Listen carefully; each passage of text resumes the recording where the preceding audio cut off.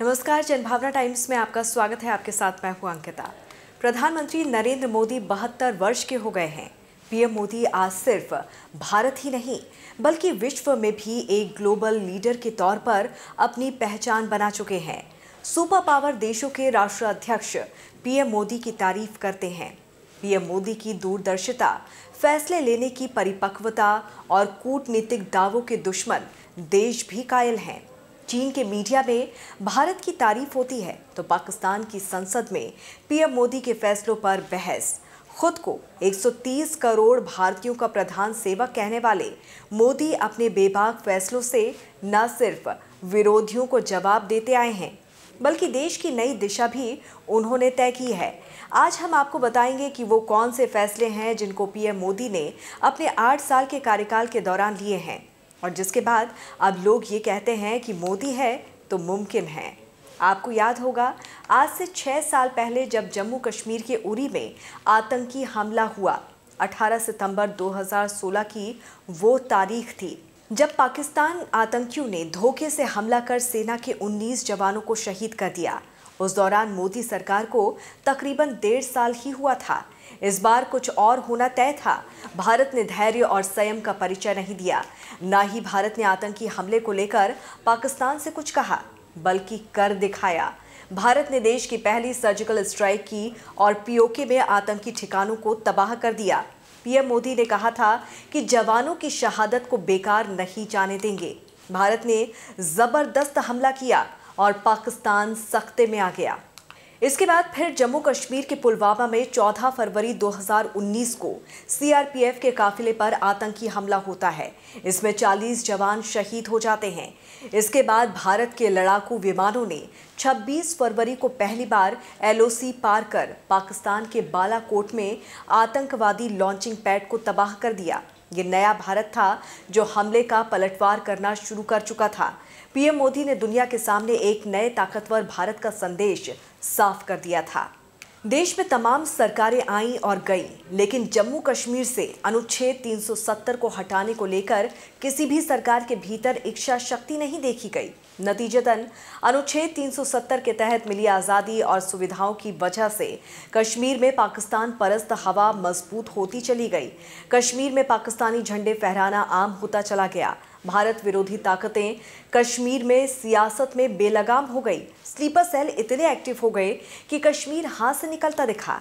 लेकिन उसी कश्मीर को लेकर पीएम मोदी ने एक 56 इंच का फैसला लिया। अनुच्छेद 370 हटा दिया गया।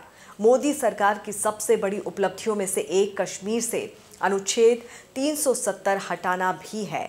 5 अगस्त 2019 को केंद्र सरकार ने संविधान के अनुच्छेद 370 को निरस्त कर जम्मू कश्मीर से विशेष दर्जा वापस ले लिया। साथ ही राज्य को विभाजित कर 2 केंद्र शासित प्रदेशों जम्मू कश्मीर और लद्दाख का गठन किया। पीएम मोदी के सत्ता में आने के बाद चुनौतियां भी लगातार सामने आ रही थी। कभी आतंक के मोर्चे पर, कभी आंतरिक सुरक्षा के मोर्चे पर, तो कभी वैश्विक महामारी कोरोना ने देश को हिलाकर रख दिया। एक ऐसे समय जब विश्व के सबसे विकसित देशों ने कोरोना के सामने घुटने टेक दिए थे। भारत की मेडिकल सुविधाओं, डॉक्टर्स की कमी और अस्पतालों की बदहाली पर सवाल उठ रहे थे। अमेरिका, ब्रिटेन, फ्रांस, इटली, रूस, जर्मनी जैसे देशों में हाहाकार मचा हुआ था, लेकिन उस वक्त पीएम मोदी डटकर खड़े रहे।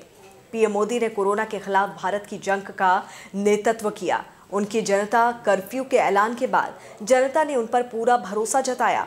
फिर संपूर्ण लॉकडाउन का ऐलान किया गया। मोदी सरकार में कोरोना के खिलाफ कुशल प्रबंधन ने लाखों करोड़ों जान बचाने का काम किया। पीएम मोदी लगातार लोगों से मास्क पहनने और सोशल डिस्टेंसिंग का पालन करने की अपील करते रहे। इतना ही नहीं, उनके नेतृत्व में देश में कोरोना की वैक्सीन बनी। 100 करोड़ के ऊपर वैक्सीन की डोज लगाई गई।